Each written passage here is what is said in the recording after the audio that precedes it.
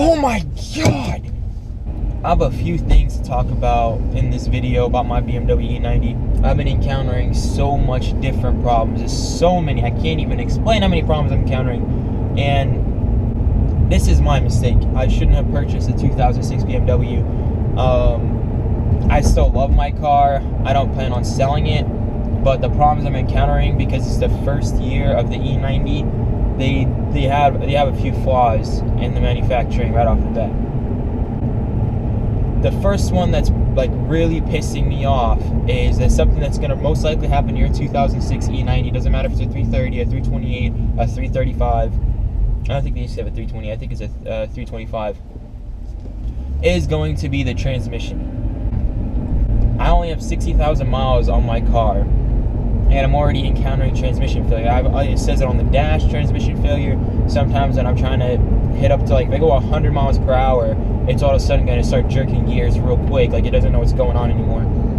And this didn't always used to happen, but since I got the car, there was a little bit of a jerk feeling. It was my mistake. I mean, I was so excited for the car, I didn't even notice that little jerk feeling, and then I just remembered that there were that jerking feeling when I first got the car. So that's one of like those big issues with the E90, guys. When you guys look into purchasing an E90, look out for the transmissions. Please go through all the gears, make sure the car is running fine. It's running fine, but I don't know how much longer. If it does end up going down, I'm probably gonna end up swapping it out with the manual. So I bet you some of you guys are like, oh, please brake for me. You know, I'm a college student. You know, if you're getting a BMW, you're trying to have some fun, at least be smart and look out for something like that. The 2006 are known for this problem. It is like one of the main problems on this car. My second biggest problem with this car, it's going to have to be the heat and, you know, the air conditioning system. They are notorious for breaking down on this car as well. For me, I haven't encountered this issue, thank goodness. The transmission is already a big problem for me, but hopefully I don't run into that. That's another big issue with the E90's 2006.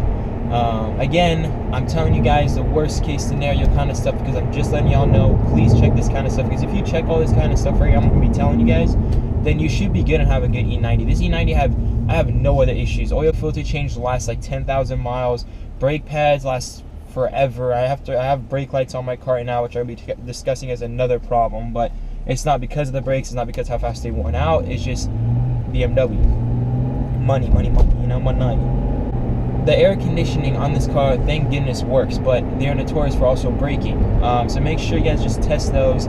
Make sure they work on full blast, etc. You guys should be fine. Third issue for me, almost not even just the 2006. A lot of the E90s, I think 2007 and 8, like the previous generation of the E90, the auxiliary port, they break the clips that hold the auxiliary port into place in the armrest. In the armrest, there's an auxiliary cable. That piece, there's two chips holding that auxiliary, the port, and it tends to break very easily. Once it breaks, it's just dangling in there. So if it goes back in, you have to open up the whole center console and try to pull it back out again. It was a pain. I had to do it. You either replace your whole center console over that one little thing, or you glue it. But I didn't feel safe with just gluing. What if it falls back in? It was just a lot of work taking it back out. So I just left it out in the center console. My fourth biggest concern about this car is the miles per gallon. There are some times that I drive this car like I stole it, or I drive this car like I'm an idiot, and that's usually what most BMW drivers do. You know, they're idiots. But I get 13 miles to the gallon. All right, if you look at an Audi R8, that's how much it gets miles per gallon. So I don't know why I get such poor fuel economy. I talked to a few people. I have this BMW dealership I always go next to. I ask them all my questions so I can tell you guys about my videos and stuff like that. And they told me it has to do with fuel injectors and all this other stuff. There's a lot of things tied to your fuel tank. So there's the sensors, the everything. So it could be a sensor problem, it could be the fuel injectors, it could be all kinds of stuff. I doubt it's the sensor, because I'm driving and I noticed that my gas gauge is dropping significantly. So that's a big concern for me. If gas, of course, BMWs are people know them for costing a lot. Fuel economy is not the greatest, but I knew it when I bought this car that I should have no problem with fuel. And it is a problem, but I'm fine with it because I enjoy driving this car. I have my parents' cars that can be driving that, but instead I drive this and I pay for the gas because I love driving this car. Now I'm just telling you guys this. If you have a problem with like is gas a problem over your monthly payments for this car, etc., then don't get this car if all you can do is afford the monthly payments. There is a lot of gas. This thing is premium gas, and it's literally drinks gas. I have to feed this car more than I feed myself. That's how bad it is. But again, I love this car. My fifth biggest concern for this car, it's not really something to do with the manufacturing. It's just tunability. If you buying this car for tuning, there is a lot of parts that are simply not made for this car. Like, they are made for the 2008 and up. Like, for some reason, there's a few tunable parts for this car. And if there are tunable parts, those aren't like the top-notch brands. Those aren't like the ones that everybody has in their cars because they have warranty. These are the ones you gotta get from China, those tuned parts. And, you know, taking a risk like that on your engine and stuff like that, because you can easily blow a motor if you have too much horsepower and it's not, you know, no warranty, not regulated, you didn't install it right, etc.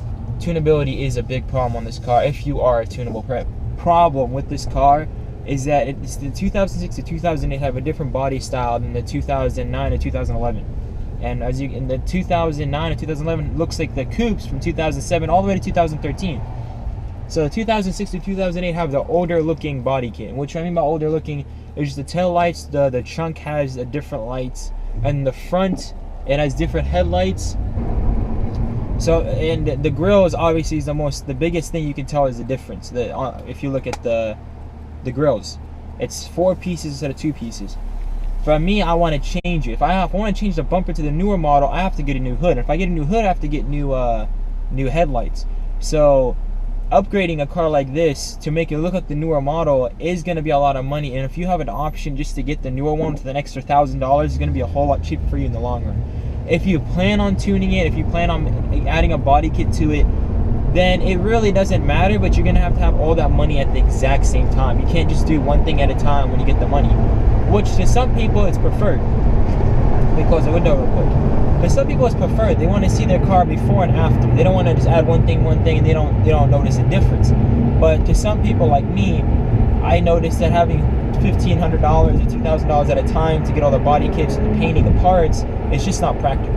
And you may say, oh, well, you can just get the bumpers. So the bumpers, all the parts, if I just get the hood and the bumper off of eBay, probably get like $700 for both of them. It's gonna cost me an extra $700 just to paint them. Why?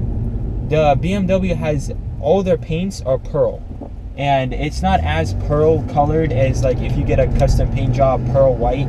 It's not that type of pearl, but it has a little bit of an accent to the paint. And if you just get it regularly painted with it, like let's say if it's a black car and you get a black paint, gloss black, it's not gonna match the paint. You're gonna see a difference.